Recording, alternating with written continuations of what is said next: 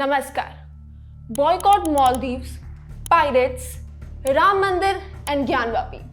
These were the keywords which defined our January this year. However, how were we perceived internationally?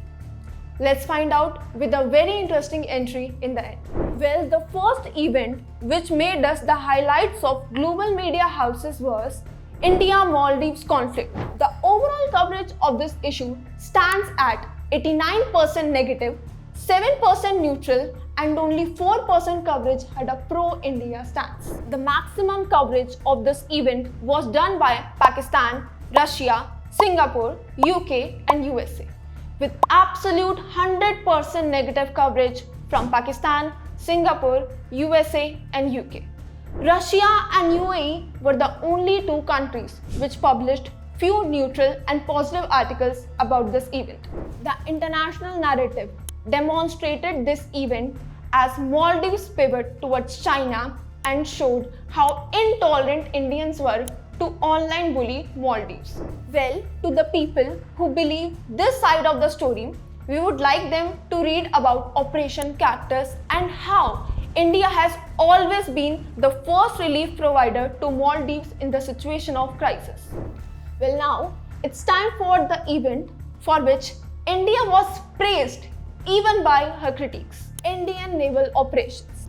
The overall coverage of this issue was very positive, with total coverage of 60% positive, 30% neutral, and only 10% negative.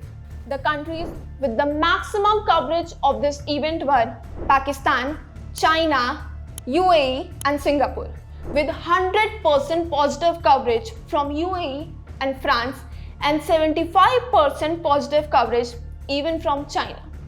The international media praised India's rescue operation, joint missions with other countries, as well as how India rescued Pakistanis and Iranis from pirates. Well, China even advised India to conduct joint operations with the country so that seas can be made safer for everyone. And now let's come to the most covered event of the month. We found over 125 articles over this single event only, and it was Ram Mandir Pran Pratishtha ceremony. While most of the countries published absolute 100% negative articles over this issue, our perception tally stands at 99% negative articles and only 1% positive articles, that too from UAE. The international coverage pointed it out as death of secularism, bulldozer justice, and impact of Hindutva pop music and election stunt, as well as oppression of minorities. Did you know that Prime Minister planted a bomb in Ram Mandir and wanted it to blame on Muslims? Well, it sounds crazy, right? But this is how Jasarat from Pakistan covered this issue.